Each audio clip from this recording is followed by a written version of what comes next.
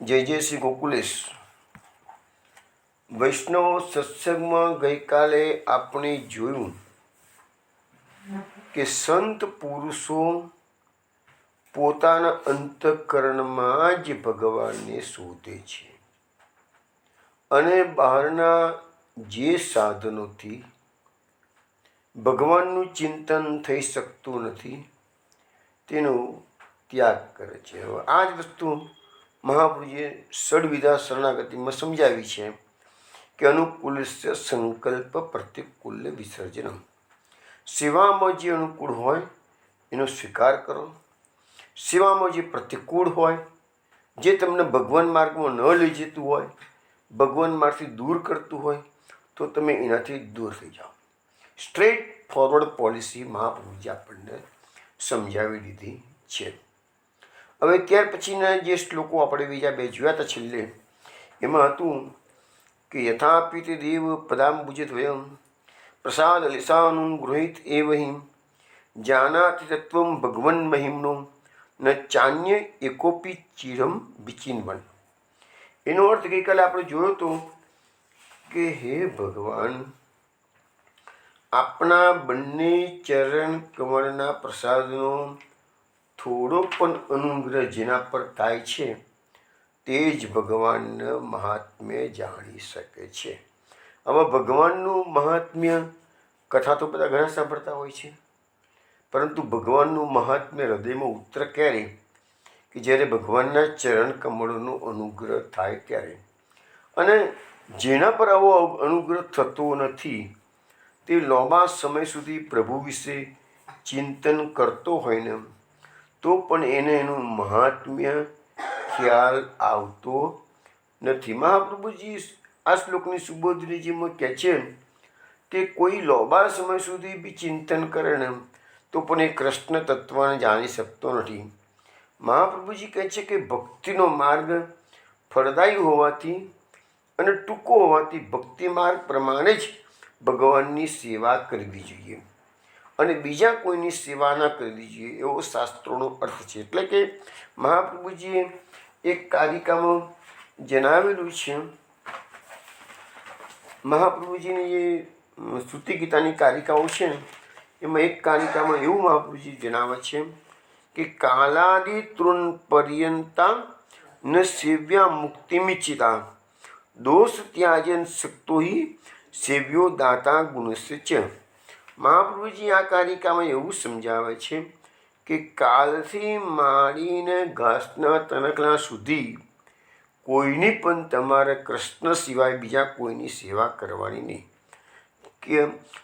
કેમ તો દોષ ત્યાજન શક્તો. શ્રી કૃષ્ણ તમારા દોષો, મુશ્કેલી આપણી બધાની આ જ છે ને કે આપણે જીવ દોષોનો ભંડાર છે. એટલે મહાપ્રભુજીએ જે બ્રહ્મ સંબંધ દીક્ષા શરૂ કરી એનું મુખ્ય કારણ આ જ હતું કે બ્રહ્મ સંબંધ કરણાત સર્વેશામ દેહ જીવ્યો. એટલે એ બધા દેહના જીવના બધા 5 પ્રકારના દોષો છે એનું નિવૃત્તિ થઈ જાય.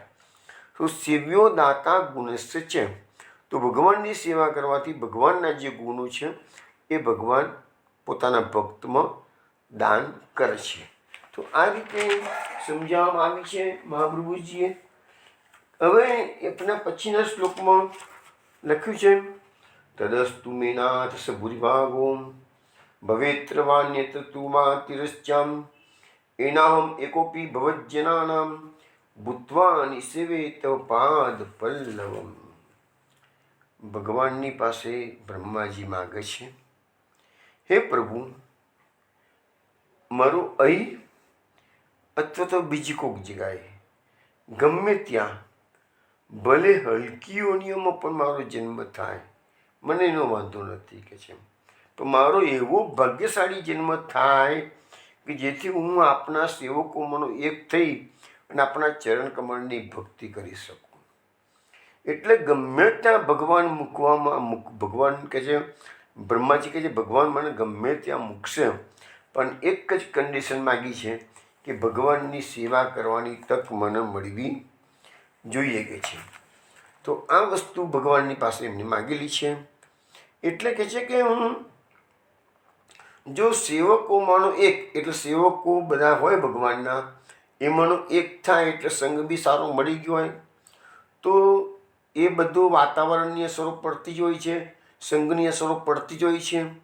એટલે તો મહાપ્રભુજી આપણને સમજાવ્યું છે કે સંગમ સર્વાત્મના ત્યાજ્યમ, તમે સંગનો સદંતર ત્યાગ કરો.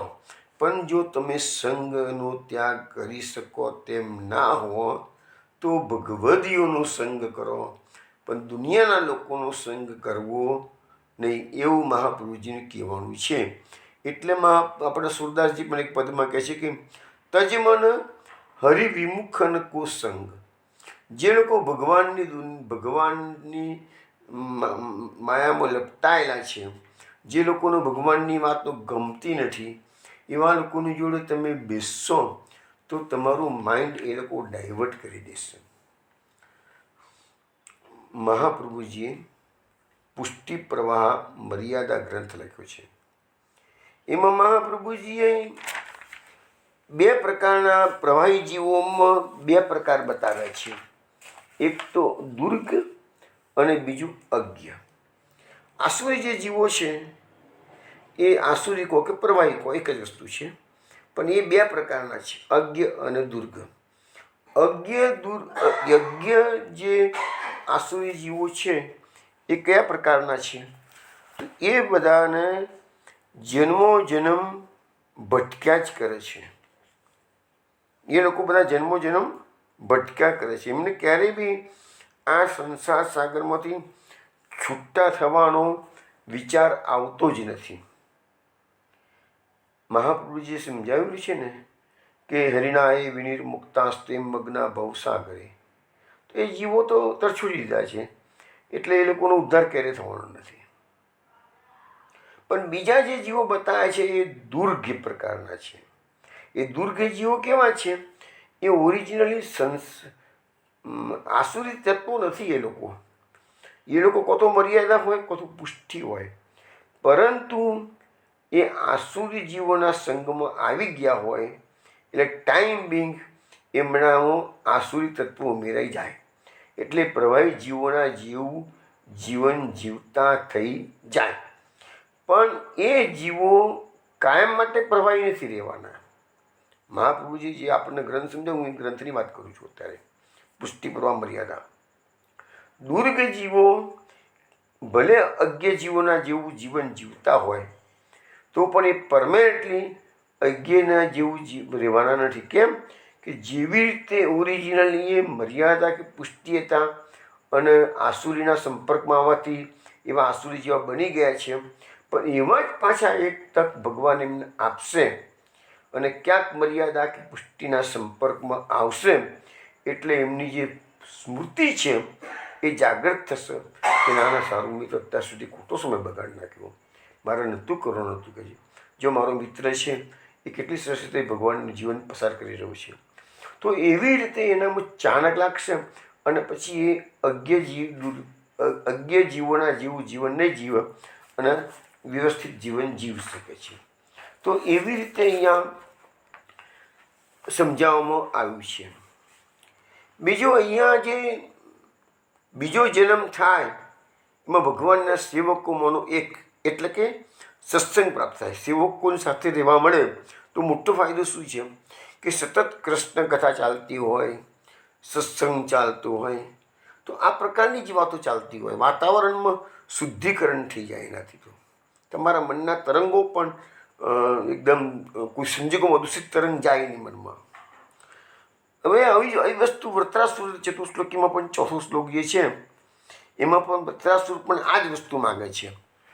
મમોત્તમ શ્લોક જને સુશક્યમ સંસાર ચક્રે ભ્રમતસ્વ કર્મ બી ત્વન્માયાત્માત્મજદાર્ગેષુ આસક્ત ચિત્તસ્ય નનાથ ભૂયાત.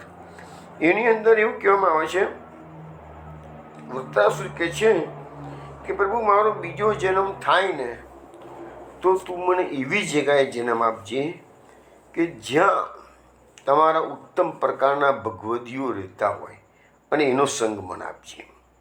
પરંતુ જે લોકો આ દુનિયાદારીમાં ઘર બાર છોકરા છે એમાં ફસાયેલા છે એવાનો સંગ મને ના કરાવીશ. તો અલ્ટિમેટલી વૃત્રાસુરે પણ આ જ વાત સમજાવેલી છે. હવે આ ઉદ્ધવજી ભગવાનની પાસે એક જન્મની વાત તો કરી દીધી છે. હવે એક કથાકાર, પ્રાચીન કથાકારોમાં કેટલાક પુસ્તકોમાં બધી સરસ સરસ વાતો લખેલી હોય છે. એમાં એક જગ્યાએ લખ્યું હતું કે આમ તો છે ને, જો ભાગવત પ્રમાણે જોવા જઈએ ને તો બ્રહ્માજી સ્તુતિ કરી અને બ્રહ્માજી ચાલ્યા ગયા છે. ભગવાને એમની સામે નજર પણ કરી નથી, ભગવાને વાત પણ કરી નથી. પણ કથાકારો અલગ અલગ રીતે વાતો કરતા હોય છે. તેમાં એક કથાકાર કહે છે કે ભગવાને કીધું બ્રહ્માજીને કે તારી સ્તુતિથી હું પસંદ થઈ ગયો છું, બોલ તને હું પાછું બ્રહ્માનું પદ ફેરતી આવતા જન્મ આપું કે છે. કે તમને ખબર હશે ને કે બ્રહ્માનું આયુષ્ય 100 વર્ષનું છે. પછી બ્રહ્મા બદલાઈ જતા હોય છે. ભગવાન કહે તને હું એક્સટેન્શન આપી દઉં, ફરતી બ્રહ્મા બનાવું. આ બ્રહ્મા કે ના ના ના, હવે મને તમારું મહાત્મ્યનું જ્ઞાન ખબર થઈ ગયું છે, એટલે હું ફેરતી બ્રહ્મા બનવા માગતો નથી. તો ભગવાન કે સારું, તને મુક્તિ આપી દઉં છે ને, જન્મ મરણના ફેરામાંથી છૂટું હતું, તું જતો રહે છે સીધો ભગવત ધામમાં, તને મુક્તિ આપી દઉં. તો કે ના ના પ્રભુ, મારે મુક્તિની પણ જરૂર નથી પડતી. મને કહે છે આ તમારું મહાત્મ્ય અને વ્રજવાસીનું મહાત્મ્ય ખબર પડી ગઈ છે, ભાઈ આગળના શ્લોકોમાં બધું આવશે જ. તો ભગવાન કહે છે કે તો શું કરવું છે તારે, તો મને કહે પહેલાં. તારે પેલા ખચકાય છે એટલે ભગવાન કહે છે સારું ચાલ તને મથુરામાં જન્મ આપી દઉં. સપ્ત મોક્ષદાયની પુરીમાંની એક મથુરા છે કે છે. ના ના ના પ્રભુ, મને મથુરામાં પણ જવું નથી કે છે. તો બોલને ભાઈ બોલ, તને ક્યાં જવું છે? તો કે મને તો વંદરાવનમાં જન્મ જોઈએ છે કે છે. તો ભગવાન બોલે છે સારું, વંદરાવનમાં કે તારી સ્તુતિથી હું પસંદ છું, એટલે વંદરાવનમાં કોઈ ગોવાળીઓ બનાવી દઉં, કોઈ ગોપી બનાવી દઉં તને? ના ના ના પ્રભુ, અરે ગોવાળિયાઓનો તમે અપરાધ કર્યો છે, ગોપીનો તમે અપરાધ કર્યો છે, એમની વચ્ચે જઈશ ને તો હું ઊંચી નજરે નહીં કરી શકું કે છે. મને તો શરમ આવી જશે તો આગળ જઈશ તો કે છે. આવા આ જ ગોવાળિયાઓનો મેં અપરાધ કર્યો તો કે છે, એનો હરી ગયો તો બધાનું કે છે. તો કહે છે અચ્છા અચ્છા, ભગવાન કહે છે તો તને કોઈ વાછડો બનાવી દઉં, ગાયનો વાછડો? ના ના ના ના પ્રભુ, એ લોકોનો બી મેં અપરાધ કર્યો છે, હું તો વાછડાનું પણ હરણ કરી ગયો હતો કે છે. હું એ યોનિમાં જઉં તો મને યાદ આવ્યા વગર રહેવાનું નથી, મેં તો આટલો મોટો અપરાધ કરેલો છે કે છે, એટલે મારું માથું તો શ્રમથી ઝૂકી જ શકે છે. તો ભગવાન કે ભાઈ તું બોલને, વંદરાવનમાં તને શું બનવું છે કે છે. પ્રભુ મને વંદરાવનની રજ બનાવી દો કે છે. પ્રભુ મને વંદરાવનમાં કોઈ ઘાસનું તનકલું બનાવી દો કે છે. તો આ તમારું આટલા બધા ભક્તો આવતા જતા હોય એ બધા ચરણ રજ મારે વંદરાવનની રેણુ બનીશ તો એની પર મારી પર પડી જાય કે છે. તો ભગવાને પછી છેવટે એને માગ્યું એટલે વંદરાવન એને કીધું છે કે સારું ચાલતું કે છે, હું તને વંદરાવનની રજ બનાવી દઈશ. તો આવી એક સુંદર કોઈ કથાકારે વાત કરી હતી. હવે આપણે સુરદાસજી પર છીએ કે સુરદાસજી એના પદમાં આ વાતને બ્રહ્માજી અને શ્રી કૃષ્ણ ભગવાનનો જે સંવાદ છે, એકચ્યુઅલી ભાગવતમાં સંવાદ છે જ નહીં, ભાગવતમાં ફક્ત સ્તુતિ છે અને બ્રહ્માજી જતા રહ્યા છે. પણ સુરદાસજી જે બતાવી રહ્યા છે એ આપણે અત્યારે જોઈ રહ્યા છીએ. સુરદાસજી કહે છે ભગવાનને કે સુરદાસજી એવું કહે છે, ઉદ્ધવજી કહે છે, સોરી આપણે બ્રહ્માજી ભગવાનની પાસે શું માગે છે? કરહુ મોહી વ્રજ રેણુ દેહુ વંદરાવન વાસા માગે યહ પ્રસાદ ઓર મેરે નહીં આશા. એ ભગવાન તું મને વ્રજની કોઈ રેણુ બનાવી દે કે છે અને વંદરાવનમાં વાસ આપી દે કે છે. બસ આ જ પ્રસાદ હું માગું છું કે છે, મારે એ સિવાય બીજી કોઈ આશા છે નહીં. જોઈ ભાવે સોઈ કરહું તું લતા શિલા ધ્રુમ ગેહું ગ્વાલ ગાય કો ભૂત કરો માણી સત્યવ્રત એહું. ભગવાનને બ્રહ્માજી કહે છે કે પ્રભુ તમને જે યોગ્ય લાગે એ એ પ્રકારે કરો. મેં તો મારી થિંકિંગ તમને કહી દીધી કે છે કે મને તો વંદરાવનની રેણું બનવું છે કે છે. પણ તમારે એમાં મારી લાયકાત ના હોય, યોગ્યતા ના હોય, તો પછી કોઈ લતા બનાવો, વજનો કોઈ શીલા પથ્થર બનાવી દો, કોઈ મોટું વૃક્ષ બનાવી દો, અથવા તો કોઈ ઘરનો પણ અવતાર. આવા બધા ગોવાળિયા રહે છે ને, એ લોકોનું ઘરનો મને નિર્જીવ અવતાર પણ આપી દો કે છે. પણ મારે તો વંદરાવન છોડીને જવું નથી. એ બી મારી લાયકાત ના હોય તો ગ્વાલ ગાય કો વૃત કરો. તમારા ગોવાળિયાઓનો અને તમારી ગાયોનો હું નોકર બની જવું. માની સત્યવ્રત એવું તો આ મારું વ્રત છે ને એને તમે સત્ય માનજો કે હું આ જ માગું છું, બીજું કંઈ મારે જોઈતું નથી કે છે. હવે બ્રહ્માજી કે છે, જો દર્શન નરનાગ અમર સુરપતિ હું ન પાયો, ખોજત જુગ ગયે બીતી અંત મોહુ ન લખાયો. આ પ્રભુનું મહાત્મ્ય બ્રહ્માજીને ખબર પડી ગઈ. એટલે કે જેના દર્શન નર એટલે કે મનુષ્યો, નાગ લોકો, દેવો અને સુરપતિ ઇન્દ્ર એના માટે પણ દુર્લભ છે. ખોજત જુગ ગયે બીતી. અરે એ બધા યુગો યુગોથી એ પ્રભુને શોધ્યા કરે છે, તો અંત મોહ ન લખાયો. તો પણ એ ભગવાનનું દર્શન કે ભગવાનનું રહસ્ય એ કોઈ પામી શકતા નથી. એ વ્રજ ય રસ નિત્ય હૈ મેં અબ સમજ્યો આઈ. હવે બ્રહ્માજી બોલે છે, હવે મને પ્રભુ ખબર પડી ગઈ છે કે આ વ્રજનો જે રસ છે ને એ તો નિત્યનો રસ છે કે છે. જો આપણે કહેતું હતું ને કે વ્રજની ભૂમિ છે ને એનો ક્યારેય પ્રલયમાં પણ નાશ થતો નથી. બ્રહ્માજીને એ વસ્તુ આજે સમજાય છે કે વ્રજરસ છે એ નિત્યનો છે, એનો ક્યારેય નાશ થતો નથી. વંદરાવન રજે હે રહ્યો બ્રહ્મલોક ન સુવાઈ. એટલે મને આ વંદરાવનની એક રજ બનાવી દો પ્રભુ, મારે તો બ્રહ્મલોકમાં પાછા જવું નથી. માગત વારંવાર વેશ ગ્વાલની કો પાઉં, આપું લિયો કશું જાણી બચ્ચ કરી ઉદર પુરાવું. હવે બ્રહ્માજી વારંવાર એક જ માગણી કરે છે, મને વંદરાવનની રેણું બનાવી દો. પછી ભગવાનને કહે છે, બીજો ઓપ્શન આપે છે કે છે વેશ ગ્વાલની કો પાઉ, અથવા તો પછી મને કોઈ ગોવાળિયાનો વેશ ધારણ કરાવી દો કે છે. શા માટે? આપું લિયો કશું જાણું બચ્ચ કરી ઉદર પુરાવો.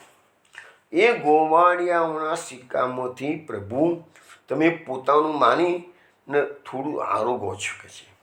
તો એમાંથી પછી એ તમારી જે પ્રસાદી અધરામૃત છે ને કે છે એમાંથી મારું હું ઉદર ભરીશ કે છે. હું ગોવાળિયાના તો જન્મ લઈશ ને તો તમે મારા પાત્રમાંથી થોડું આરોગશો ને તો પછી એ તમારી જે પ્રસાદી છે અધરામૃતની એ પછી એનાથી હું મારું પેટ ભરીશ. હવે મેરે એની જે ધ્યાન એ રહો જૂઠ નિઠ ખાઓ. બસ કે મારા મનમાં વસ્તુ વસી ગઈ છે કે મારે તમારી જૂઠણ રોજ ખાવી છે. ઓર વિધાતા કીજીએ મેં નહીં છોડું પાઉં.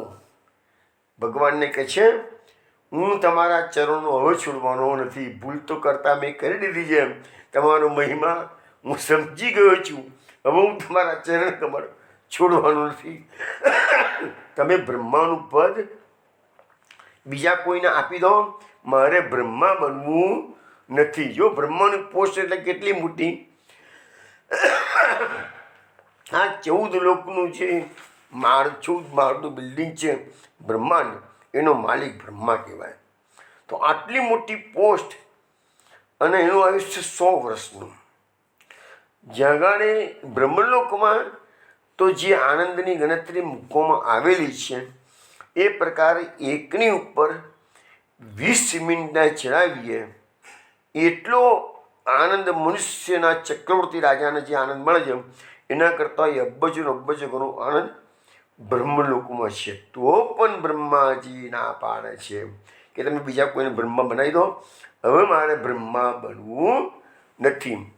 તબ બોલે પ્રભુ આપું વચન મેરો અપમાનો, ઓર કાંઈ વિધિ કરો તુમ્ही તે કોણ સયાણો. હવે ભગવાન કહે છે હે બ્રહ્માજી, મારું વચન તમે સાંભળો, ઓર કાંઈ વિધિ કરો. હું બીજો કોઈ બ્રહ્મા શોધવા જઉં પાછો કે છે મારે પેપરમાં જાહેરાત આપવાની, એપ્લિકેશન અંગોન શોર્ટિંગ કરવાનું, ઇન્ટરવ્યૂ લેવાના, એ બધી હમ કોણ પડે કે છે. તું તે કોણ સયાણું. અરે બ્રહ્માજી, તમારાથી વધારે જ્ઞાની બીજો મારા લેવા જેવું ક્યાં કે છે. તું જ્ઞાતા સબ ધર્મ કે તુમ તે સબ સંસાર. અરે બ્રહ્માજી, તમે તો બધા ધર્મના જ્ઞાતા છો કે છે, અને આ સંસારની ઉત્પત્તિ તો તમે જ કરી શકી છે કે છે. તમારામાં એ શક્તિ હતી જ નહીં કે છે. મેરી માયા અતિ અગમ કોણ પાર. એ બ્રહ્માજી ભગવાનની માયામાં ફસાઈ ગયા છે. એટલે ભગવાને કીધું ભાઈ આ સૃષ્ટિ તેજ ઉત્પન્ન કરેલી છે, પણ મારી માયા એટલી બધી અગમ છે, કોઈ એનો પાર પામી શકતા નથી. અને બ્રહ્માજી એ માયામાં આજે ફસાઈ ગયા હતા. શ્રીમુખ બાણી કહી વિલંબ અબ નેક ન લાવહું, વ્રજ પરિક્રમા કરહું, દેહકુ પાપન સાવહું. ભગવાને પછી બ્રહ્માજીને આજ્ઞા કરી છે કે બ્રહ્મા, તમે જરા પણ વિલંબ કરો નહીં કે છે, અને સીધા વ્રજની ભૂમિમાં એક પરિક્રમા કરી આવો કે છે. દેહકો પાપ નસાવો. તમે પહેલું તો જે અપરાધ કરો છે એ ક્ષમા યોગ્ય નથી, પણ હું ક્ષમા કરીશ કે છે. તો એ તમે વ્રજની પરિક્રમા એકૂત કરી આવશો તો તમારો એ અપરાધ ક્ષમા થઈ જશે, દેહનું પાપ દૂર થઈ જશે કે છે. વિદા કરે નિજ લોક કો એ વિધિ કરી મનુહાર, કરી અસ્તુતિ બ્રહ્મા ચલી હરિદિનો ઉરહાર. હવે કહે છે કે આ રીતે ભગવાને બ્રહ્માજીને પોતાના ધામમાં એટલે કે બ્રહ્મલોકમાં વિદાય કર્યા છે. આ રીતે બ્રહ્માજીએ પણ ભગવાનની ઘણી રીતે મનાવ્યા છે કે છે. કરી સ્તુતિ બ્રહ્મા ચલી, અને આ રીતે મનાવતા બ્રહ્માજીએ સ્તુતિ કરી છે. અને ભગવાને છેલ્લે એને પોતાના ગળાનો કંઠનો હાર હતો એ બ્રહ્માજીને પહેરાવ્યો છે. એટલે બ્રહ્માજીને ભગવાનની પ્રસાદી મળી છે, અને બ્રહ્માજી પાછા પોતાની જે પોસ્ટ છે એ જવાબદારી અદા કરવા ભગવાનની આજ્ઞાથી પાછા બ્રહ્મલોકમાં જતા રહ્યા છે. તો આવી રીતે આ સૂરદાસજીનું વર્ણન આપણે સાંભળ્યું છે. બરાબર વૈષ્ણવ, હવે આપણે બ્રહ્માજીની સ્તુતિમાં જે બીજા શ્લોકો છે એ આપણે હવે 1 by 1 જોતા જઈએ છીએ. અહો અતિ ધન્યા વ્રજગોરમન્ય સ્તન્યામૃતમ પીતમ અતીવ તે મુદામ યાસામ વિભો વસ્તરાત્મજાત્મનામ યત્રુપ્ય અદ્યાપી ન ચાલ મધ્વરાહ. આનો અર્થ એવો થયો છે, હે પ્રભુ, આપે સ્વયં વાછરડા અને ગોવાળિયાઓનું રૂપ ધારણ કરી જેમના ધામનરૂપ અમૃતનું ઘણા પ્રેમથી પાન કર્યું, એવી આ વ્રજની ગાયો અને ગોપીઓ ખરેખર મહાભાગ્યશાળી છે. બ્રહ્માજી એ બતાવે છે કે 1 વર્ષ સુધી ભગવાને બધા ગોવાળિયાઓનું રૂપ ધારણ કર્યું અને વાસણા પોતે બની ગયા. એ લીલા કોઈને ખબર ન પડી, પરંતુ જ્યારે પોતપોતાના ઘરે સાંજે રોજ જાય ભગવાન સાયંકાળે, તો બધા ગોવાળિયાઓ એની માતાનું સ્તનપાન કરતા, વાછડા હતા એ ગાયોનું સ્તનપાન કરતા. તો એ બધાને કોઈને ખબર નથી કે આજે અમે સ્તનપાન પ્રભુને કરાવી રહ્યા છીએ. તો એ બધા વ્રજવાસીઓનું કેટલું મોટું ભાગ્ય કે આ જગતનો નાથ, આ જે ભાગ્ય જશોદાજીને ભગવાને આપ્યું છે. જશોદા તેરે ભાગ કે કહી ન જાય, આપણે ગાઈએ છીએ ને, તો એ ભાગ્ય જશોદાજીનું 11 વર્ષ સુધી મળ્યું. પણ પેલા વ્રજવાસીઓ બાકીના જેટલા હતા ગાયો, એને 1 વર્ષ તો ભગવાને એ લાભ આપ્યો. જે લાભ જશોદાજીને આપ્યો છે એ લાભ બધા વ્રજવાસીઓને 1 વર્ષ સુધી મળેલો છે કે છે. તો લખે છે અહીંયા કે યજ્ઞો પણ આજ સુધી જેમને તૃપ્ત કરી શક્યા નથી એવા ભગવાન. આ ભગવાનનું વિશેષણ અહીંયા શું આપવામાં આવ્યું છે કે યજ્ઞો જે છે, યજ્ઞ થતા હોય તો આપણા જે યજ્ઞની જે પ્રથા છે ને એ તો પ્રાચીન કાળથી ચાલતી આવેલી છે. હવે તમને ખબર છે કે બધા કેટલાય પ્રકારના યજ્ઞોની વાતો આપણે સાંભળી છે. સોમયજ્ઞ, રાજસુ યજ્ઞ, અશ્વમેઘ યજ્ઞ, અનેક પ્રકારના યજ્ઞો આપણા ભારતની ભૂમિમાં થતા હતા. પેલા ધ્રુવજીના ચરિત્રમાં તો આવે છે કે એમને 133 અશ્વમેઘ યજ્ઞ, બાકી યુધિષ્ઠિરે 3 યજ્ઞ અશ્વમેઘ યજ્ઞ કર્યા છે, પણ પરીક્ષિતે પણ લગભગ 3 અશ્વમેઘ યજ્ઞ કર્યા છે, પણ ધ્રુવજીએ 133 ના ધ્રુવજીની ભરત રાજા જે શકુંતલા અને દુષ્યંતનો પુત્ર ભરત છે, એ ભરત રાજાએ 133 અશ્વમેઘ યજ્ઞો કરેલા હતા. પછી ચોથા સ્કંદની અંદર પ્રાચીન બરી રાજાનું પણ ચરિત્ર આવે છે, એમાં પણ એને અસંખ્ય યજ્ઞો કરવાની વાત ભાગવતમાં લખેલી છે. તો આપણી જે સનાતન સંસ્કૃતિ જે છે એમાં યજ્ઞનું મહત્ત્વ ઘણું બતાવવામાં આવ્યું છે. પરંતુ આપણા જે વેદો છે એ વેદોમાં પૂર્વકાંડ છે અને ઉત્તરકાંડ છે. પૂર્વકાંડની અંદર બધો ક્રિયાકાંડ આપેલો છે અને ઉત્તરકાંડની અંદર જ્ઞાનકાંડ છે. હવે એ બધી જે ઋચાઓ, શ્લોકો છે, મંત્રો છે, એ બધું અલ્ટિમેટલી તો સ્વર્ગની પ્રાપ્તિ કરાવે છે, નહીં કે ભગવાનની પ્રાપ્તિ. પણ એ વેદોના જે લોકો જ્ઞાતા છે એ લોકોને અલ્ટિમેટલી એ વેદોની શક્તિ એવી છે કે સ્વદેહે એ લોકો સ્વર્ગમાં જઈ શકે છે આ દેહ સાથે. એવા ભાગવતમાં એવા એક્ઝામ્પલ્સ છે જ. પરંતુ એ બધું જ છતાંય સ્વર્ગનું સુખ તો એ ભગવત ધામના સુખની સામે તુચ્છ છે. એટલે અહીંયા લખવામાં આવે છે કે એ યજ્ઞોથી પણ પ્રભુ એટલા તૃપ્ત થતા નથી, એટલા પ્રભુએ આજે કહે છે કે વાછડા બની અને ગોવાળિયા બની અને પોતાની માતાઓને આનંદ આપ્યો છે. એટલે પોતે તૃપ્ત પણ થયા છે. ભગવાન એની માતાનું સ્તનપાન કરી અને તૃપ્ત પણ થયા છે અને એ લોકોને અતિશય આનંદ પણ આપ્યો છે. હવે આ યજ્ઞ શબ્દ આવ્યો ને તો આપણે જ્યારે બ્રહ્માજીએ નો પેલો શ્લોક આપણે જોયો હતો એમાં આવતું હતું યજ્ઞ ભૂખ બાલ કેલી. સ્વર્ગના દેવો જોવા આવ્યા છે, ભગવાન અત્યારે વન ભોજન કરી રહ્યા છે. કમરમાં બિભ્રત વ્યનું ચિત્ર પટ્યો, કમરમાં બંસરી ખોસેલી છે, બગલની અંદર છડી અને શૃંગી મૂકેલી દબાવેલી છે, ડાબા હાથમાં દહીં ભાતનો કોળિયો છે. એવું જે સ્વરૂપ ભગવાનનું આપણે દર્શન, આપણે એનું વર્ણન વાંચ્યું સાંભળ્યું હતું.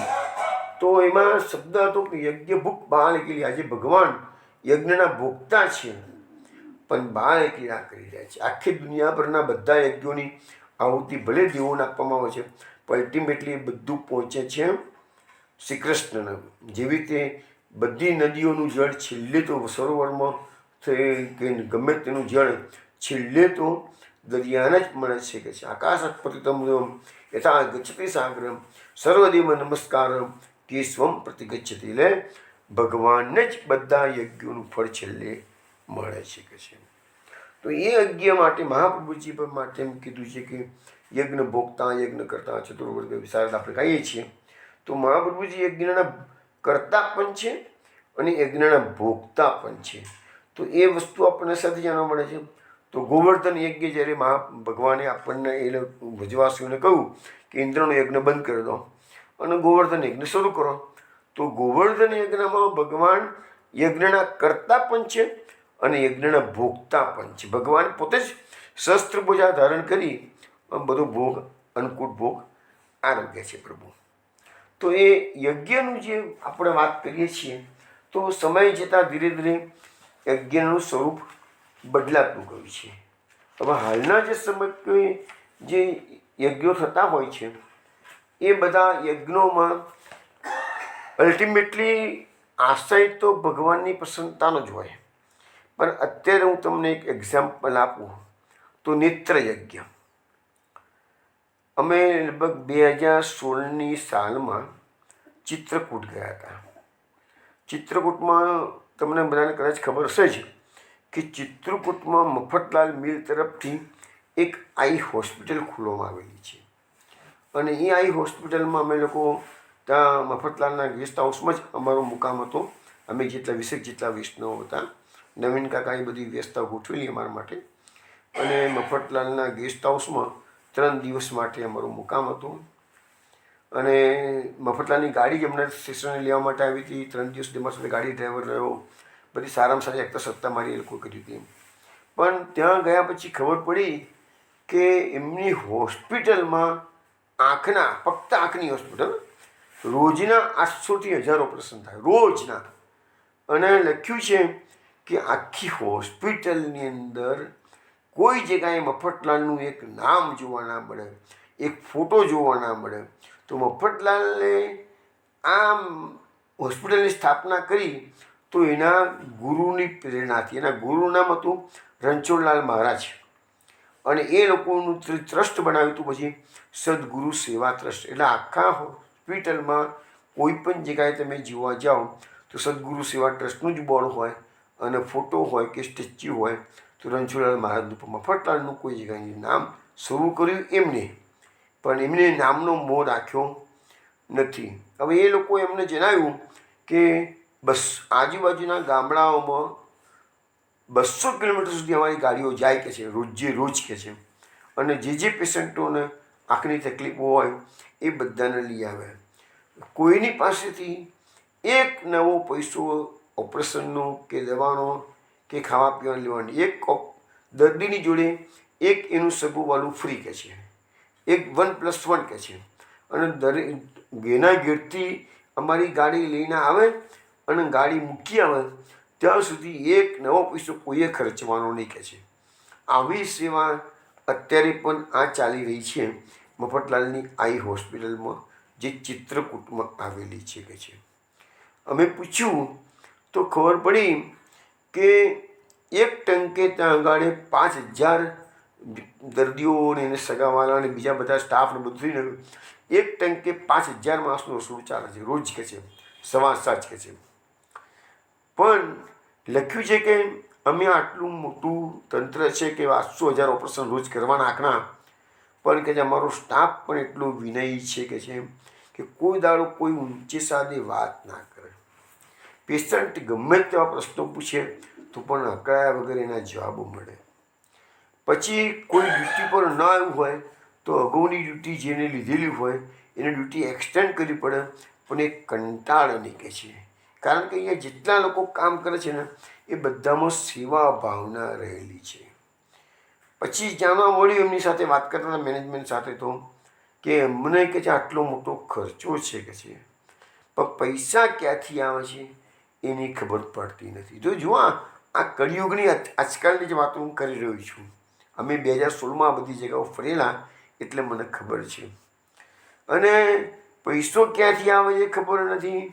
આટલું બધું કામ અમે બધા કરી રહ્યા, ઊંચે સાથે તમને અવાજ જોવા નહીં મળે કોઈ જગ્યાએ બી કે છે. અને પેશન્ટ તો ખુશ થઈને જાય બધાને કે છે, બધાને મટી જાય છે કે છે. કારણ કે આશીર્વાદ છે રણછોડલાલ મહારાજશ્રીના કે છે માત્ર. હવે પછી અમે જોયું તો ગાડી તો જે મફતલાલ મિલના માલિક મફત ગગન કહે છે ને એના દીકરા અરવિંદભાઈ, અરવિંદભાઈ આટલો મોટો અબજોપતિ માણસ છે, ઉદ્યોગપતિ છે, તો પણ એને વર્ષો સુધી ચિત્રકૂટ વાસ કર્યો છે. અને મને થોડા વર્ષો પહેલાં જ એ અરવિંદભાઈનો દેહ પડ્યો તો પણ ચિત્રકૂટમાં જ પડ્યો હતો દેહ. હવે આટલા મોટા ઉદ્યોગપતિ, સામાન્ય બધા ઉદ્યોગપતિઓ કાયમ માટે નિવાસસ્થાન મુંબઈ જેવા સિટીને રાખતા હોય છે લગભગ બધા મોટા ભાગે, પણ આ ઉદ્યોગપતિએ એનું નિવાસ સ્થાન કાયમ માટે બનાવેલું ચિત્રકૂટ. અને ત્યાં જ વર્ષે ચિત્રકૂટ વાસ કરીને ટચ દે છોડ્યો તો કે છે. તો કહેવાનો મતલબ એવો કે આ ચિત્રકૂટની અંદર આવી આઈ હોસ્પિટલ એ લોકો ખોલેલી છે અને કેટલો મોટો સેવા યજ્ઞ કહેવાય. આ બી એક જાતનો યજ્ઞ કહેવાય કે છે. નિસ્વાર્થ ભાવે ફક્ત ગામડાના લોકોને આવી રીતે મળી રહે સગવડ એના માટે જ આ બધું શરૂ કરવામાં આવેલું છે. તમને બધી ચિત્રકૂટની થોડીક માહિતી આપી દઉં તો કામદગીરી પર્વત છે એ આપણા ગોવર્ધન પર્વતનો નાનો ભાઈ છે. ચરણાદ્રી, કામદગીરી અને ગોવર્ધન 3 ભાઈઓ. હવે મેં તમને વચમાં એક વચ્ચે ને ત્યાં અમે જ્યારે ગયા હતા ને 2016માં, ત્યારે શિવપૂજન ત્રિપાઠી એ ગવર્મેન્ટમાં મિલિટરીમાં ક્લાસ 1 ઓફિસર હતા અને એ કાયમ માટે ચોગાડે રહે છે. રિટાયર થયા પછી સરકારમાંથી એ કાયમ માટે ચિત્રકૂટમાં રહે છે અને રોજ કામદગીરીની પરિક્રમા કરે છે. અને એમના જીવનનો એક અદ્ભુત બનાવ બનેલો એ મેં સત્સંગમાં વચમાં કહેલું કે એના ઘરે અપંગ બાળકનો જન્મ થયો અને કામદગીરીની કૃપાથી એ અપંગ બાળકને થોડી વારમાં જ, એટલે કે 3 પરિક્રમા 4 પરિક્રમા 4થી પરિક્રમા કરતાં જ એ બાળકનો રોગ સંપૂર્ણપણે નાબૂદ થઈ ગયો અને હૃષ્ટપુષ્ટ થઈ ગયો છોકરો. તો એ કામદગીરીનો અર્થ જ એવો, કામનાઓ કામદ, કામ એટલે કામના, દ એટલા પૂરા, તમારી કામનાઓ જે પૂરી કરે એનું નામ છે કામદગીરી. તો એ ત્યાં શિવપૂજન ત્રિપાઠી પણ અમને તગાડે મેં જ્યારે ગયા 2016માં, તો SP ત્રિપાઠીએ અમારી સાથે આખી યાત્રા કરી અને અમને એક સ્થળોનું મહત્ત્વ સમજાવ્યું અને ખૂબ સુંદર માહિતી પૂરી પાડી હતી. મેં કહે પછી આપણા મહાપ્રભુજીની બેઠક પણ તો ચિત્રકૂટમાં છે. બીજું, ચિત્રકૂટમાં જ્યારે જતા હોય ને તો ખાસ ત્યાંના 4 ધામ, હિમાલયના જે 4 ધામ છે, બદ્રી, કેદાર, ગંગોત્રી, જમનોત્રી, તેમાં ચિત્રકૂટમાં પણ 4 ધામ છે. તો કયા કયા 4 ધામ છે? ગુપ્ત ગોદાવરી. ગુપ્ત ગોદાવરી જગ્યા જોવા જેવી છે. એમાં ગોદાવરીનું ઉદ્ગમ સ્થાન પહાડોની નીકળે છે ને, એ જગ્યા આપણને જોવા મળે છે. પછી સ્ફટિક શિલા, સીતાજી તો બિરાજમાન હતા અને ઇન્દ્રનો પુત્ર જૈન કાગડો બનીને આવ્યોનો ચાંચ મારી હતી, એ જગ્યાનું નામ સ્ફટિક શિલા આજે પણ છે બધી. સતી અનસુયા આશ્રમ, જ્યાં 3 દેવો ગયા હતા અને 3 દેવોને બાળક બનાવી દીધા હતા અનસુયાએ પોતાની તપશ્ચર્યાના બળે, એ જગ્યા છે. પછી જાનકી કુંડ છે. તો આ 4 તગાડે 4 ધામ કહેવાય છે. પછી જોવાની જગ્યાઓ તો ચિત્રકૂટમાં ઘણી બધી છે, પણ એક ખાસ વાત કરવાની છે કે ભરતકૂપ. ભરતકૂપ થોડું દૂર 25 કિલોમીટર ચિત્રકૂટમાં જ, પણ આ બધી જગ્યાઓ થોડું દૂર પડી જાય છે. તો ભરતકૂપ માટે જાણવા મળ્યું તગાડે કે જ્યારે વશિષ્ઠ ઋષિને લઈ અને ભરત અયોધ્યાવાસીઓને લઈ અને રામચંદ્રજીને મનાવવા આવે છે. રામચંદ્રજીનો ચિત્રકૂટમાં 14 વર્ષમાંથી 12 વર્ષ તો લગભગ વનવાસ ચિત્રકૂટમાં જ કાઢ્યો છે. પછી 2 વર્ષ માટે તો જે પંચવટી નાસિક કે છે ને, ત્યાં પધાર્યા હતા રામચંદ્ર. અને જે સીતાનું હરણ થયું એ બધું પંચવટીમાં થયું હતું. પણ અહીંયા ભરત રામચંદ્રજીને મનાવવા માટે આવેલા છે. તો અનેક તીર્થોનું જળ ભગવાન રામચંદ્રજીનો રાજ્યાભિષેક કરવાનો તો લઈને આવેલા, અને રાજ્યાભિષેક કર્યો પણ ખરો, પણ રામચંદ્રજી કીધું વનવાસ છું એટલે મારા વતીની પાદુકાજી તું રાજસિંહાસન પર મૂકજે કે છે. તો એ જગ્યા પણ આજે છે કે રામ ભરતનું મિલન થયું હતું, એ જગ્યા પથ્થરો પીગળેલા છે, એ પણ જગ્યા તો ગાડી જોવા જેવી છે. હવે એ ભરતકૂપનું જળ એટલે કે શું છે કે વશિષ્ઠ મુનિને પૂછ્યું કે જળ તો ઘણું લાયા હતા અને હમણાં રાજ્યાભિષેક ઓછું વપરાયું, તો બાકીનું જળ શું કરવું? તો એને પછી વશિષ્ઠ ઋષિએ કીધું કે આ કૂવામાં બધું પધરાવી દો. એટલે એ કૂવાનું નામ પડ્યું ભરતકૂપ. હવે ભરતકૂપની વિશેષતા એવી છે કે એમાં 4 બાજુ ગરગડી કૂપ છે, કૂવો છે, એમાં 4 બાજુ ગરગડીઓ મૂકેલી છે, ડોલો પણ લટકાવેલી છે, રસ્સી પણ લટકાવેલી છે. તમારે 4 દિશાઓમાંથી જળ લાવીને પીઓ તો 4 પ્રકારના જળનો ટેસ્ટ અલગ અલગ આવે છે. આ એક મોટી ખાસિયત છે. કારણ કે કૂવો એક જ છે, ફક્ત દિશા એટલે આપણે જે બધા કૂવાઓ છે એવો જ કૂવો, એવું નથી એક બહુ મોટો કૂવો છે, એવું પણ નથી. પણ છતાંય જળ તો અંદર એક જ છે ને, છતાં પણ 4 દિશાઓમાંથી અલગ અલગ જળ લાવીને પીઓ ને તો દરેકનો ટેસ્ટ અલગ આવે છે. આ એક એની વિશિષ્ટતા બતાવવામાં આવેલી હતી. તો કહેવાનો મતલબ એવો કે એની ચિત્રકૂટ ધામમાં બીજું એક અગત્યનું છે કે રામભદ્રાચાર્યનું આજે ટીવી પર એના કથાઓ ઘણી વખત આવતી હોય છે. રામભદ્રાચાર્ય હવે જન્મથી અંધ એ સંત છે ને, એ જન્મથી અંધ છે, તો પણ એને આખી યુનિવર્સિટી ત્યાં આગળ ચિત્રકૂટમાં ઊભી કરેલી છે. હવે એને કહ્યું કે જન્મથી અંધ હોવા છતાં બધા શાસ્ત્રો આ રામભદ્રાચાર્યજીને કંઠસ્થ છે. અને જ્યારે અયોધ્યાનો આટલો મોટો ઝઘડો ઊભો થયો તો સુપ્રીમમાં કેસ ગયો હતો, ત્યારે રામભદ્રાચાર્યએ સુપ્રીમ કોર્ટના જજને આ જગ્યા પર રામચંદ્રજીનો જન્મ થયો હતો એવા 82 પુરાવા આપ્યા હતા. એમાંથી સુપ્રીમ કોર્ટે 78 પુરાવા તો ગ્રાહ્ય કર્યા. બિચારો એક અંધ માણસ કેટલું ભારતીય સંસ્કૃતિનું કેટલું કામ કરી શકે છે. એને તો શાસ્ત્રો બધા કંઠસ્થ છે, જન્મથી તો અંત છે. અને છતાં સુપ્રીમ કોર્ટનો વિચાર, સુપ્રીમ કોર્ટ પૂછે ને ફટ દઈને એ શ્લોક સાથે અને કઈ જગ્યા પછી કહીને બતાવી દીધું એને. અને એવી રીતે 82 પુરાવા એને રામચંદ્રજીના જન્મભૂમિના આપેલા, પણ એમાંથી 78ને ગ્રાહ્ય કર્યા છે એને. અને અલ્ટિમેટલી આ જે ચુકાદો રામ જન્મભૂમિનો આવ્યો એમાં મોટો સી ફાળો આ રામભદ્રાચાર્યજીનો હતો. તો કહેવાનો મતલબ વિષ્ણુ, આ અત્યારે જે કળિયુગ ચાલે છે ને, એટલે કળિયુગની અંદર શું છે, જે યજ્ઞનું સ્વરૂપ બદલાયું છે.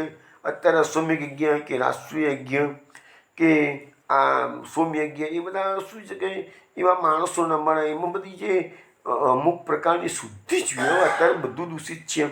ક્યાં કશું એક દૂધ બી ચોખ્ખું આપણને મળતું નથી, બીજી વાત તો કશું રહ્યું. તો એટલા માટે અહીંયા એવા બધા યજ્ઞોની જગ્યાએ અત્યારે કળિયુગમાં આ લોકોએ બધાએ સેવા યજ્ઞ ચાલુ કરેલો છે. એવું એક કે મેં સાંભળ્યું હતું કે કેવડિયા કોલોની છે અહીંયા વડોદરા નજીકમાં છે. તો ત્યાં આગળ ડૉક્ટર અશોકભાઈ ચૌહાણ છે, MD ફિઝિશિયન છે. એ કહે છે કે વર્ષોથી પ્રેક્ટિસ કરે છે, પણ કોઈની પાસેથી એક નવો પૈસો પણ લેતા નથી, ફી પેટે કે દવા પેટે કહે છે. એને સેવાનો, દર્દીઓની સેવા કરવાનો ભેખ લીધો છે. પણ એને ત્યાં એક બોક્સ મૂકેલું છે, જેને જે મૂકવું હોય અંદર મૂકી શકે છે. પૂછવાનું નહીં કોણે શું મૂકવું નહીં, ના મૂકો તો વાંધો નહીં, પોતે મૂકો કહે છે. તો કહે છે એ ડૉક્ટર શું કરે છે કે એમાંથી બોક્સમાં જે કંઈ બી પૈસા આવેલા હોય એમાંથી હોસ્પિટલનો ખર્ચો કાઢે, પણ ઘેરે એક પૈસો લઈ જવાનું નહીં. તો આમાં કળિયુગની અંદર પણ આવો સેવા યજ્ઞ કરનારા ઉત્તમ જીવો છે. અમારો કહેવાનો મતલબ એ છે. તો ભગવાન આવા જીવો પણ જલ્દી પસંદ થઈ જાય છે, કારણ કે ભગવાન તો યજ્ઞના ભોગતા છે. તો આવા યજ્ઞો પણ એક વસ્તુ એ બતાવવામાં આવી છે કે એવા યજ્ઞો, એટલે અત્યારે કળિયુગના યજ્ઞો ને, પણ જે પ્રાચીન યજ્ઞો હતા એનાથી ભગવાન ભલે ભોગતા છે, પણ એ યજ્ઞો પણ ભગવાનને તૃપ્ત કરી શકતા નથી.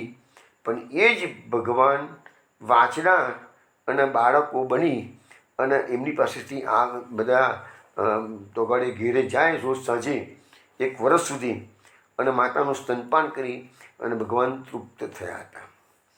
એ વસ્તુ અહીંયા સમજાવવામાં આવી છે. એના પછીના શ્લોકમાં આપણે જોઈએ તો એના પછીના શ્લોકમાં લખ્યું છે, ઔભાગ્યમ નંદ ગોપવ્રજોકસામ યન્મિત્રમ પરમાનંદ પૂર્ણમ બ્રહ્મ સનાતનમ. અરે ભાગ્ય, કેવું મોટું ભાગ્ય આ નંદરાયજીનું, ગોપોનું, વ્રજવાસીઓનું મહાન ભાગ્ય છે. કેમ?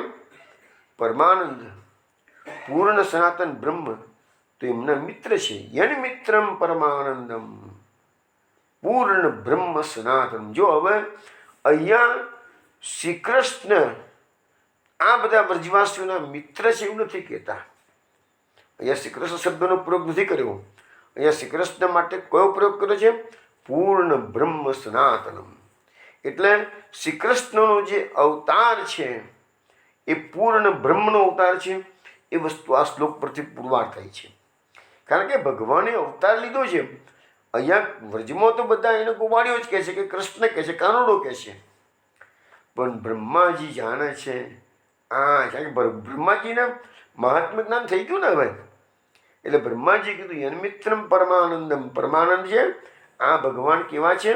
બધા વ્રજવાસીઓને પરમાનંદ આપવા માટે એમના મિત્ર બન્યા છે. અને કોણ છે?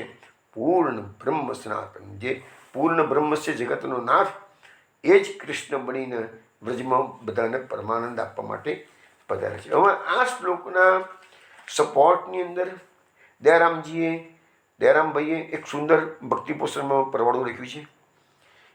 એ જોઈએ આપણે. અહોભાગ્ય ધન્ય વ્રજજન પરમ પવિત્ર પૂર્ણ બ્રહ્મ સનાતન પરમાનંદ થયા જેના મિત્ર. મિત્ર થઈ સર્વ સુખ દીધું, સર્વભાવે કારજ બહુ કીધું, શેષ મહેશ વિધિશ્રી અલભ્ય, તે ફળ શ્રી ગોપીજન લભ્ય, સેવો શ્રી કૃષ્ણ કૃપાળ. વસ્તુ એની જ છે, પણ દયારામભાઈએ એને પોતાની રીતે તૈયાર કરી છે. તો કહે છે ઔભાગ્ય ધન્ય વ્રજજન પરમ પવિત્ર.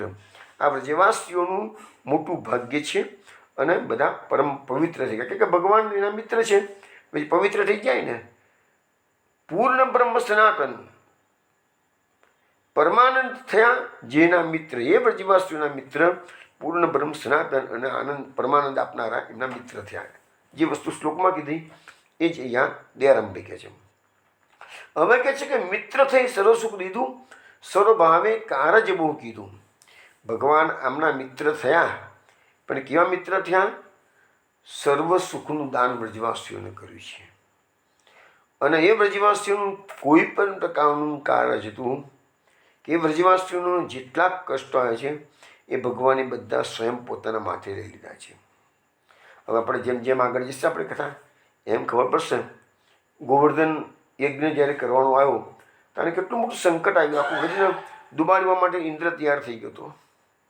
તો ભગવાને એક ગાયના વાછરડાના શિંગડા પર એક ટીપું પાણી નથી પડવા દીધું. ભગવાન એટલી જડબેસલાક વ્યવસ્થા કરી છે.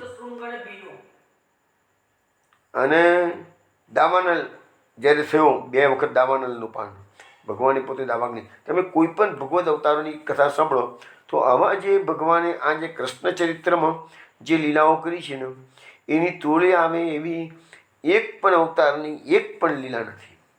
અને બીજા બધા અવતારોમાં તો એક 2 લીલા થઈને એ અવતારનું કાર્ય પૂર્ણ થયું, પાછા પધારી ગયા. જ્યારે કૃષ્ણ ચરિત્ર અને રામચંદ્ર એવા છે કે એમાં પૂર્ણ ચરિત્રો તમને જોવા મળે છે. એટલે કૃષ્ણની આપણે વચમાં વાત કરી, કૃષ્ણની એક લીલામાં અનેક લીલાઓનો પર્પસ સર્વ થાય છે. તો ભગવાને વ્રજવાસીઓના બધા જ કામ કરેલા છે. હવે શેષ મહેશ વિધિશ્ય અલભ્ય. તો શેષનાગ, મહેશ એટલે મહાદેવજી, વિધિ એટલે બ્રહ્માજી, શ્રી એટલે લક્ષ્મીજી. એને પણ આ ગોપીજનોને જે લાભ મળ્યો છે એ લાભ આ મોટા મોટા દેવોને પણ અલભ્ય મળ્યો નથી. સેવો શ્રી કૃષ્ણ કૃપા, એવા શ્રી કૃષ્ણની તમે સેવા કરો, એવું આપણને સમજાવવામાં આવે છે. હવે આ શ્લોકની સુબોધ નીચેમાં મહાપ્રભુજી એમ કહે છે કે બ્રહ્માજી તો વેદના જ્ઞાતા છે, પૂર્વકાંડ અને ઉત્તરકાંડ છે.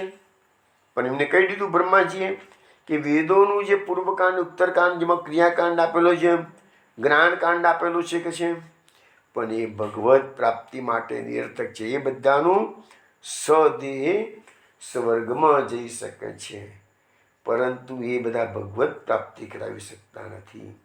તો એનાથી પણ આ બધા વ્રજવાસીઓ ભાગ્ય એનાથી પણ વિશેષ છે. જે દેવો તમે વિચાર કરો, થોડા વખતમાં આપણે વાત આવશે જ કે વિપ્રો મથુરાના ચતુર્વેદી બ્રાહ્મણો આવીને ત્યાં ગાડે યજ્ઞ કરે છે.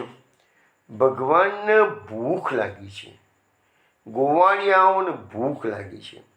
ભગવાન ગોવાળિયાને મોકલે, જાઓ કે છે પેલા અંગિરસ ગોત્રના બ્રાહ્મણો યજ્ઞ કરી રહ્યા છે તો જ પ્રસાદી લઈ આવો કે છે. બ્રાહ્મણો એટલા બધા યજ્ઞમાં મશગુલ હતા કે એમને આ વાતને ધ્યાન પર રાખી જ નહીં. ગોવાળિયા પાછા આવ્યા શ્રી કૃષ્ણને વાત. શ્રી કૃષ્ણે કહ્યું તમે એ બ્રાહ્મણ પત્નીઓને કહો, ચલો જાઓ કે છે. બ્રાહ્મણ પત્નીને ખબર પડી કે હો કૃષ્ણને બલરામ ગાયો ચરાવતા ચરાવતા અહીંયા નજીકમાં આવી ગયા છે કે છે. તો તરત જ પતિદેવોને પૂછવા પણ નથી ઊભા રહ્યા અને 4 પ્રકારના વ્યંજન થાળીમાં સજાવી તૈયાર કરી અને ભગવાનને યજ્ઞ ભોગતા. ભગવાને પછી એ લોકોનો પ્રસાદ પ્રેમથી આરોગ્ય છે એટલે ભગવાનનું એક યજ્ઞ ભોગતા, આપણે યજ્ઞ ભોગતાની વાત કરીએ છીએ. અને પેલા બ્રાહ્મણો જે યજ્ઞ કરતા હતા તો એનું ફળ શું હતું? સ્વર્ગ હતું. તો એ લોકોને ભગવત પ્રાપ્તિ માટે રસ ના લાગે, કારણ કે કૃપા નથી. કૃપા મુખ્ય વાત આ છે. બ્રાહ્મણ પત્નીઓ પર ભગવાને કૃપા કરી છે. હવે એક બ્રાહ્મણ પત્ની છે, એને એના પતિ અટકાવી લીધી. તો જે ગોપીજનોના રાસ મંડળમાં જે બનાવ બન્યો હતો એવો બનાવ અહીંયા પણ બનેલું છે. આપણે ઘણી સરસ કમ્પેરિઝન કરીશું એ વખત જ્યારે પ્રસંગ આવશે ત્યારે. તો એ બ્રાહ્મણ પત્નીને ભગવાનની પાસે એના પતિદેવે જવા ના દીધી, તેને તરત દેહ ત્યાગ કરી દીધો છે. પણ પ્રભુની પાસે તો પહોંચી જ ગઈ. જેવી રીતે ગોપીજનોને પણ અટકાવેલા, અંતર્ગ્રહ ગતા ગોપીજનોને. તો એ અંતર્ગ્રહ ગતા ગોપીજનોને એમના પતિદેવ બંધુ બાંધવોએ અડધી રાતે વનમાં ના જવા દીધા. બીજી બધી ગોપીઓ જતી રહી, એના જે છે કે અમુક ગોપીજનો તો એમને ત્યાં જ દેહ ત્યાગ કરી દીધો છે. એ બધી વાતો એ વખત આપણે જોઈશું. તો કહેવાનો મતલબ એવો કે યજ્ઞોનું ફળ સ્વર્ગ અને ભગવાનને જે જમાડવાનું એ જે છે ને એ ભગવત પ્રાપ્તિ છે. ભગવાનને જો પસંદ થઈ ગયા તો પછી એ ભગવત પ્રાપ્તિ છે. તો અહીંયા લખ્યું છે કે આ બધા વ્રજવાસીઓ ભગવાનના મિત્ર થયા. પૂર્ણ બ્રહ્મ સનાતન. પણ બ્રહ્મ કોને કહેવાય? તો બ્રહ્મ એટલે સર્વને સમાન. તો પછી ભગવાન બ્રહ્મ તો નિરાકાર છે, નિર્ગુણ છે. તો પછી ભગવાન એના મિત્ર બન્યા કેવી રીતે કે છે? પાછા એટલું જ નથી, મિત્ર બન્યા અને વ્રજવાસીઓના દુશ્મનોનો નાશ કર્યો છે. વ્રજવાસીઓને પર જેટલા સંકટો આવ્યા છે એ બધા સંકટો કૃષ્ણએ દૂર કર્યા છે. ચારે બાજુથી વ્રજવાસીઓનું રક્ષણ કર્યું છે. અને એ વ્રજવાસીઓના ભગવાન પક્ષપાતી થયા છે. વ્રજવાસીઓના મિત્ર બની હવે ભગવાનનું જે એ છે કે બી સમોહમ સર્વભૂતેષુ, તો અહીંયા તો એ વાત યોગ્ય લાગતી નથી. કારણ કે ભગવાને તો પક્ષપાત કર્યો છે વ્રજવાસીઓનો, ખુલ્લેઆમ પક્ષપાત કર્યો છે કે છે વ્રજવાસી વલ્લભ સદા મેરે જીવન પ્રાણ ઇનકો તનકનો વિસાર હું મોહે નંદ બાબા કિયાન. ભગવાનનો વ્રજવાસીઓ કેટલા વાલા છે તો તું કહી દીધું ને, હું જરા એનો વિચારતો નથી કે મારા વ્રજવાસીઓને કે છે. તો ભગવાને પક્ષપાત નહીં કરવું એનો જે ધર્મ છે એ પણ વ્રજવાસીઓ માટે ત્યાગી દીધો છે કે છે. અને એવા વ્રજવાસીઓનું બ્રહ્માજી અહોભાગ્ય અહોભાગ્ય કરી અને એના ભાગ્યની સરાહના કરે છે કે છે. નંદરાયજી ગોપ વ્રજવાસીઓના ભાગ્યનું બ્રહ્માજી અભિવાદન કરે છે. ભગવાને વ્રજવાસીઓના દુશ્મનોનો નાશ કરી દુઃખ દૂર કર્યું. અનેક રીતે વ્રજવાસીઓ કૃતાર્થ કરેલા છે કે છે. એટલું જ નહીં પણ ભગવાને પોતાના સ્વરૂપનો આ વ્રજવાસીઓને અનુભવ પણ કરાવ્યો છે. એમનું સ્વરૂપ કેવું છે? તો આનંદપૂર્ણ છે. એટલે કહે છે અનિમિત્રમ પરમાનંદમ. તો પરમાનંદનું ભગવાને વ્રજમાં દાન કરેલું છે. એટલા માટે તો કહે છે ને એ રસનો સ્વાદ શંકર જાણે કે જાણે સુખ જોગી રે, કાંઈ એક જાણે વ્રજની ગોપી બને નસૈયો ભોગી રે. એ વ્રજરસ છે ને એની વાત આપણે કરી રહ્યા છીએ. એ રસ કેવો છે? એ રસનો સ્વાદ શંકર જાણે. શંકર ભગવાને તો મહારાષ્ટ્રમાં સ્થાન સખી બનીને મહારાષ્ટ્ર પડ્યા છે. એટલે વ્રજરસની ખબર છે, ચાખવા મળ્યો છે. એ રસનો સ્વાદ શંકર જાણે કે જાણે સુખ જોગી રે. સુખદેવજી કથા કરતા કરતા એ અમૃતનું આચમન કરી રહ્યા છે. એમને બી ખબર છે કે વ્રજરસ શું ચીજ છે. અને કાંઈ એક જાણે વજની ગોપીઓ તો ખરેખર રાત દિવસ કનૈયામય કૃષ્ણમય બની ગઈ હતી. તો પણ નરસિંહ મહેતા કહે છે કાંઈ એક જાણે. એટલે ગોપીને અનુભવ થયો છે, વ્રજરસનો લાભ મળ્યો છે, પણ કંઈક જ ભણે નરસિંહ એવું કહે. નરસિંહ એવું કહે છે કે ભાઈ ગોપીઓનો પણ થોડોક જ લાભ મળ્યો છે કે છે. હકીકતમાં તો આપણા પ્રમાણે તો અને ભાગવત પ્રમાણે તો ગોપીઓને પરમાનંદનું દાન કર્યું કે યન મિત્રમ પરમાનંદમ, પરમાનંદનું દાન કરેલું છે. હવે આ વાત થઈ ગઈ. એમાં વ્રજવાસીઓની સરાહના કરે એવું પાછું સુરદાસજીનું એક સુંદર પદ છે, એ આપણે જોઈ લઈએ. સુરદાસજી કહે છે કે વ્રજવાસી પટતર કોહુ નાહી. આ એક પદ માંગે છે. વ્રજવાસીની તોલે કોઈ ના આવી શકે. બ્રહ્મ સનક શિવ ધ્યાન ન આવે, ઇનકી જૂઠની લે લે ખાઈ. અરે આ બ્રહ્માજી હોય, સનકાદી ઋષિ મુનિઓ હોય, શંકર ભગવાન હોય, એના ધ્યાનમાં પણ આ ભગવાન આવતા નથી. અને એવો મેં કૃષ્ણ વ્રજવાસીઓની જૂઠણ લઈ લઈને ખાય છે કે છે. ધન્ય નંદ, ધન્ય જનની જશોદા, ધન્ય જ્યાં અવતાર કનાઈ. અરે આજે વ્રજમાં પ્રભુનું પ્રાકટ્ય થયું, આટલી લીલાઓ કરી, નંદરાજી ધન્ય થઈ ગયા, માતા જશોદા ધન્ય થઈ ગયા. અને જે ભૂમિ પર કનૈયાએ અવતાર લીધો છે એ ધન્ય થઈ ગયો. ધન્ય ધન્ય વૃંદાવન કે તરુ, જहाँ વિહરત ત્રિભુવન કે રાઈ. વૃંદાવનના વૃક્ષો પણ ધન્ય થઈ ગયા, કારણ કે ભગવાને ગોચારણ લીલા કરી અને આ વૃક્ષોની જોડે જ આખો દિવસ પસાર કરતા હતા. જ્યાં વિપ્રત વિહરત ત્રિભુવન કહેવાય, ત્રિભુવનનો નાથ આ વૃંદાવનના વૃક્ષો સાથે એક તાલમેલ તોગાડી બધી લીલાઓ કરી, કુંજોમાં વિહાર કરતા. તો એ વૃંદાવનના વૃક્ષો પણ ધન્ય થઈ ગયા. હલદર કહત છાંક જીવત સંગ મીઠો લગત સરાહત જાય. હલદર એટલે બલરામજી કહે છે કે મેં તો ગોવાળિયાની જોડે રોજ સાથે બેસીને છાંક આરોગ્ય છે કે છે. અને એટલે કહે છે કે પેલા અમારી જે છાક છે ને એ બ્રજવાસીઓની જોડે બેસીને મેં આરોગ્ય ને એટલે એકદમ મીઠી લાગે છે કે છે. સરાહત જાય એટલે એની બલરામજી પણ સરાહના કરે છે. સુરદાસ પ્રભુ વિશ્વંભરારી સો વાણીની કે કોર અગાઈ. સુરદાસજી કહે છે મારા પ્રભુ કેવા છે? વિશ્વંભર છે, આખા વિશ્વનું ભરણ પોષણ કરનારા પ્રભુ છે.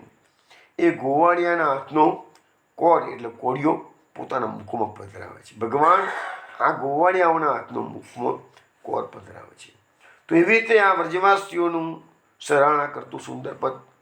વ્રજવાસી પટતર કો નાય, વ્રજવાસી તોલે કોઈ ના આવી શકે એવો ભગવાને વ્રજવાસીઓ માટેનો પક્ષપાત કરેલો છે. હવે એના પછીનો શ્લોક લઈએ. એસામ તું ભાગ્યમયીમાં ચ્યુત તાવદાસ્તમ એકાદશૈવ વયમ બત પૂરી ભાગા એતદ દૃશિક ચષકૈ રસકૃત પીવામ સર્વાદયોંગ્રી ઉદજ મધુ અમૃતાસવમ તે. અહીંયા શ્લોકમાં કહે છે કે અચ્યુત ભગવાન બ્રહ્માજી બોલે છે આ વ્રજવસીઓના ભાગ્યનો મહિમા તો ઘણો જ છે, પણ હવે કહે છે કે શું ભાગ્ય છે, શું ભાગ્ય છે તેના માટે હવે કહે છે કે વ્રજવાસીઓના ભાગ્યનો મહિમા અપૂર્વ છે. શંકર વગેરે અમે 11 દેવો પણ મહાભાગ્યશાળી છીએ, કારણ કે આ વ્રજવાસીઓની ઇન્દ્રિયરૂપ પાત્રોથી આપણા ચરણારવિંદના મકરંદના મધુર આસવનું પાન કરીએ છીએ. જો અહીંયા આ વ્રજવાસીઓની આપણે જે એકાદશી કરીએ છીએ કેમ કરીએ છીએ? તો એકાદશ ઇન્દ્રિયોને શુદ્ધિકરણ કરવાની પ્રક્રિયા, એનું નામ એકાદશીનું વ્રત. એકાદશ ઇન્દ્રિયો એટલે કંઈ 5 જ્ઞાનેન્દ્રિયો, 5 કર્મેન્દ્રિયો અને 11મું મન. હવે એ 11 ઇન્દ્રિયો જે છે એના અધિષ્ઠાતા દેવો છે. અને વ્રજવાસીઓ જે ભગવાનના ચરણારવિંદના મકરંદના મધુર આસવનું નિત્ય પાન કરે છે, તો 11 અધિષ્ઠાતા દેવો એ વ્રજવાસીઓના શરીરમાં રહી અને એ પણ એ ઘટક એ રસ પીએ છે. એટલે એમને પણ આ લાભ વ્રજવાસીઓના શરીરના માધ્યમથી એ બધાને આ લાભ મળેલો છે. હવે સવાલ આવ્યો કે 11 દેવો કયા? હવે એ વસ્તુ ભાગવતમાં નથી લખી. ભાગવતમાં તો 11 દેવો લખ્યું છે. એકાદશૈવ હિ વયમ બત ભૂરી ભાગા. એકાદશૈવ પણ અમે લોકો બ્રહ્માજી એટલે કે અમે એકાદશ દેવો છીએ, જે અમે ભગવાનના ચરણ કમળના રસનું પાન વ્રજવાસીઓના માધ્યમથી કરી રહ્યા છીએ.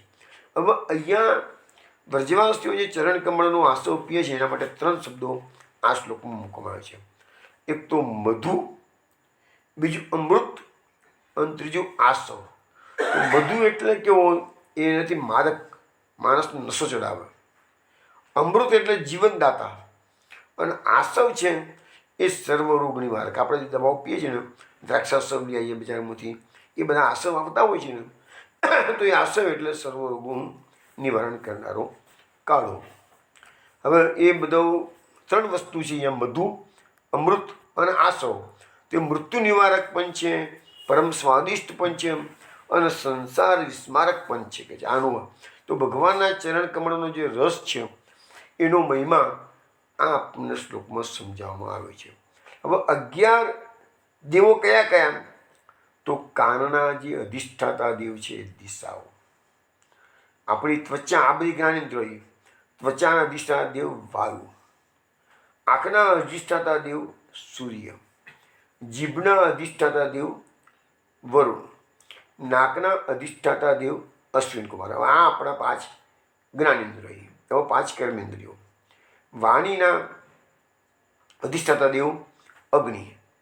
હાથના અધિષ્ઠાતા દેવ ઇન્દ્ર. પગના ઉપેન્દ્ર. ઉપસ્થના બ્રહ્મા. પાયુના મિત્ર અને મનના ઇન્દ્ર. એટલે બીજી જે 5 આવી એ કર્મેન્દ્રિયો આવી અને પછી 11મું મન આવ્યું. એટલે આમ 5 જ્ઞાનેન્દ્રિયો, 5 કર્મેન્દ્રિયો ને 1 મન, એમ કહીને 11 દેવો વ્રજવાસીઓના શરીરમાં કે આપણા બધાના શરીરમાં 11 દેવો બિરાજે છે. હવે જો આપણે એ 11 દેવો આપણા શરીરમાં બિરાજે છે તો વ્રજવાસીઓ તો ભગવાનના ચરણ કમળના મકરંદનું પાન કરે છે એટલે દેવોને તો ફાયદો થઈ ગયો, બધું થોડું લાગ એમને મળ્યું. પણ આપણા શરીરમાં આ બધી 11 દેવો રહ્યા ને અને આપણે જો ખોટા કર્મો કરતા હોઈએ તો પછી એ દેવો આપણને લાભ કરવાના બદલે શાપ આપી શકે છે કે અમે તમારા દેહમાં રહ્યા છો તો તમે એમાં ખોટી વસ્તુનું ભક્ષણ કરો છો. ભગવાનના ચરણ કમળના આસવનું પાન કરાવો તો અમે વ્રજવાસીઓ જેવી તમારી ગણતરી મૂકીએ કે છે. તો એવી રીતે અહીંયા મહાપ્રભુજીએ આ 11 દેવોની ગણતરી બતાવી દીધી છે આની અંદર સુબોધનીજીમાં. હવે હજુ બી આ બ્રહ્માજીને કશુંક માગવું છે ભગવાનની પાસે. હવે શું માગવું હજુ બી એ વાત આપણે કાલે રાત્રે 8 વાગે મળીશું ત્યારે કરીશું. અત્યારે આપણે જય શ્રી ગોકુલેશ.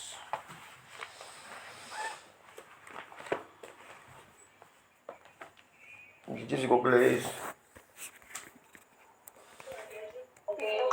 જય શ્રી ગોકુલેશ. જય શ્રી ગોકુલેશ.